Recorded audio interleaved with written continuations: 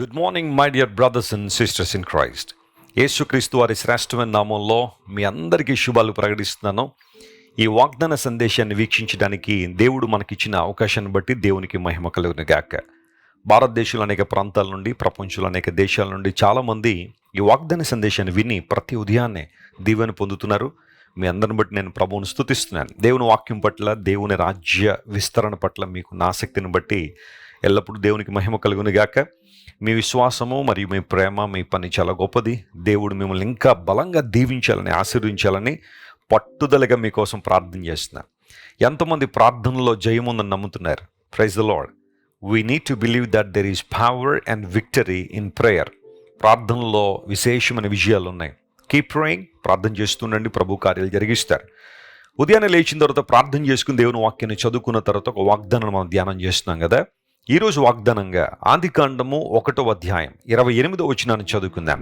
The book of Genesis chapter 1:28. దేవుడు వారిని ఆశీర్వదించాను. ఎట్లనగా, మీరు ఫలించి అభివృద్ధి పొంది విస్తరించి భూమిని నిండించి దాన్ని లోపరుచుకొనుడి. సముద్రపు చేపలను, ఆకాశ పక్షులను, భూమి మీద ప్రాకు ప్రతి జీవిని ఏలుడి అని దేవుడు వారితో చెప్పాను. 5 ప్రాముఖ్యమైన విధానాల్లో దేవుడు ఆదాము హవ్వలను ఆశీర్వదించారు. మనందరికీ తెలుసు, ఆదికాండము అనేకమైన సంగతులకు ప్రారంభం ఎలా అయిందో తెలియచేసే గ్రంథం. బెరెషెత్ అనే మాట హిబ్రూలో మనం చూస్తాం, అనగా ప్రారంభము, ఉత్పత్తి, ఇన్ ద బిగినింగ్ అనే మాటలు మనకు కనబడుతున్నాయి.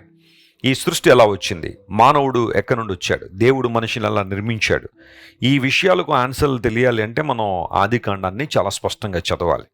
ఆదికాండంలో గొప్ప చరిత్ర రాయబడింది. దేవుని ప్రణాళిక కనబడుతుంది. దేవుడు మానవుల పట్ల ఒక ప్రణాళిక కలిగి ఉన్నారు. ఎందుకంటే దేవుడు సృష్టికర్త కనుక. దేవునికి ఉన్న అనేకమైన లక్షణాల్లో ప్రాథమికమైన లక్షణం ఆయన సృష్టికర్త. ఆయన సృష్టించేవాడు. సృష్టికర్త కాబట్టే సృష్టి మీద ఆయనకి అధికారం ఉంటుంది. మనిషిని దేవుడు సృష్టించాడు కాబట్టి మనిషి మీద దేవునికి అధికారం ఉంది. ఆ కారణాన్ని బట్టి దేవుడు మనిషిని ఆశీర్వదించారు అని బైబిల్ చాలా స్పష్టంగా తెలియజేస్తోంది. ఒక విషయం ఇక్కడ మనందరూ గుర్తించాలి, అదేంటంటే hour God is the God of blessing. మన దేవుడు ఆశీర్వాదాన్ని ఇచ్చే దేవుడు, ఆయన దీవించే దేవుడు. ఆదాము హవ్వల్ని దేవుడు సృష్టించి వారిని ఆశీర్వదించాడు.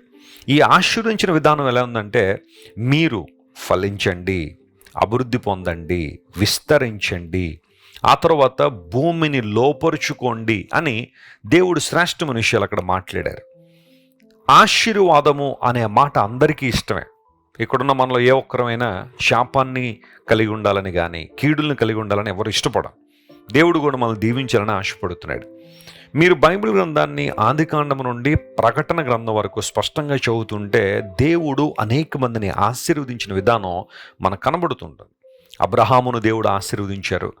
నీవు కల్దీ దేశాన్ని విడిచి నేను చూపించే దేశానికి వెళ్ళు, నేను నిన్ను ఆశీర్వదిస్తాను, నిన్ను ఆశీర్వాదంగా చేస్తాను అని దేవుడు వాగ్దానం ఇచ్చారు. వాగ్దానాన్ని నెరవేర్చారు. అనేక మంది భక్తులు పాత నిబంధనలో అపరిమితంగా దేవుని చేత దీవించబడ్డారు. అయితే నూతన నిబంధనకు వచ్చేసరికి ఆశీర్వాద నిర్వచనం మరింత గొప్పగా విశదీకరించబడింది. ఆత్మ సంబంధమైన దీవెనలు, పరలోక సంబంధమైన ఆశీర్వాదాల గురించి నూతన నిబంధన చాలా స్పష్టంగా తెలియజేస్తుంది. అలా అని చెప్పి నూతన నిబంధనలో ఉన్నవారు భౌతికంగా దీవించబడలేదు అని నేను అంటలేదు. దేవుడు ఆ విధానంలో కూడా వారిని ఆశీర్వదించారు, కానీ ప్రాముఖ్యత మాత్రం ఆత్మ సంబంధమైన ఆశీర్వాదాలకు ఇవ్వబడింది. పౌలు మహాశయుడు ఎఫెసీయులకు రాస్తూ ఇదే అంటాడు, మీరు ఆత్మ సంబంధమైన ఆశీర్వాదం పొందారన్నాడు. దేవుని చేత మీరు ఎన్నిక చేయబడ్డారు. ప్రభువుని యేసుక్రీస్తు ద్వారా, ఆయన రక్తము ద్వారా మీరు విమోచింపబడ్డారు. ఆ తర్వాత పరిశుద్ధాత్మ ద్వారా మీరు ముద్రించబడ్డారు, లేదా మీరు సీల్ చేయబడ్డారని పౌలు మహాశయుడు ఆత్మ సంబంధన దీవెనల గురించి చాలా స్పష్టంగా రాశాడు. ఇకపోతే యోహాను గారి దగ్గరికి వస్తే, గాయు అనే వ్యక్తికి యోహాను గారి పత్రిక రాస్తూ ఏమంటాడంటే, ప్రియుడా, నువ్వు ఆత్మలో వర్ధిల్లుచున్న ప్రకారం అన్ని విషయాల్లో వర్ధిల్లాలని. ఈ విషయాన్ని మీరు అందరూ గుర్తుపెట్టుకోవాలి. మొదట మనం ఆధ్యాత్మికంగా అభివృద్ధి పొందాలి. ఆ తర్వాత దేవుడు అన్ని విషయములలో మనకు ఆశీర్వాదాన్ని, అభివృద్ధిని దయచేస్తారు. నీ దేవుడు నిన్ను ఆశీర్వదించాలని, నిన్ను విస్తరింపచేయాలని, నిన్ను అభివృద్ధి చేయాలనే ఆయన ఆకాంక్షిస్తున్నారు. అయితే నువ్వు చేయాల్సిన పని ఏంటో తెలుసా? ఆయన ప్రణాళికకు నీ జీవితాన్ని అప్పగించుకోవడం, ఆయన అధికారానికి నీ జీవితాన్ని అప్పగించడం. ఈ రోజుల్లో చాలామంది అన్నీ చేయడానికి సిద్ధమే. దేవుని కొరకు కొంచెం దూరం నడవాల్సి వస్తే నడుస్తామండి. దేవుని కొరకు ఏదైనా భారం భరించాల్సి వస్తే వీఆర్ రెడీ అండి. దేవుని కొరకు ఏదన్నా ఒక కానుక ఇవ్వాలంటే మేము సిద్ధమేనండి. దేవుని కొరకు ఏదన్నా ఒక సహాయం చేయాలంటే మేము ముందుకు వస్తామండని అన్ని విధానాల్లో ముందుకు వస్తున్నారు. కానీ నీ సమస్త ప్రవర్తన యందు దేవుని అధికారానికి ఒప్పుకో అంటే అది కొంచెం కష్టం అండి వెస్లీ గారు అన్నట్టుగా చాలామంది దూరం అయిపోతున్నారు. ప్రభు ఏం ఆశిస్తాడు నీ నుండి, ఏం కోరుతున్నాడు ఆయన? నీ నుండి ఆయన కోరుతుందంటూ ఏదైనా ఉంది అంటే ఆయన చిత్తానికి నీ జీవితాన్ని సమర్పించుకోవడమే. బైబిల్ గ్రంథాన్ని మీరు చదవండి, ఏ వ్యక్తినైనా సరే మీరు తీసుకోండి, వారు అభివృద్ధి చెందారు అంటే, ఆశీర్వాదం పొందారంటే దేవుని చిత్తానికి వారి జీవితాలు సమర్పించుకున్నారు. కాబట్టే అన్ని విధానాల్లో దేవుడు వారిని ఆశీర్వదించాడు. దేవుని బిడ్డలారా, మీ అందరి పక్షంగా నా కోరిక, నా ప్రార్థన ఒకటే. అదేంటో తెలుసా? మీరు ఆధ్యాత్మికంగా మొదట అభివృద్ధి పొందాలి.